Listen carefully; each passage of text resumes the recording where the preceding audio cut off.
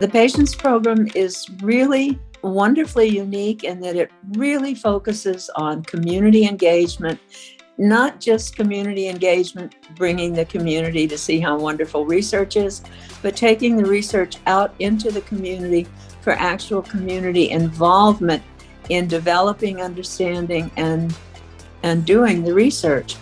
The other thing that's really important in the Patients Program is that really strong focus on the patient voice, so that every meeting, every single meeting is started and ended with a patient speaking. I don't know anywhere else that happens. Like I said, you're leading edge. I'm a part of it.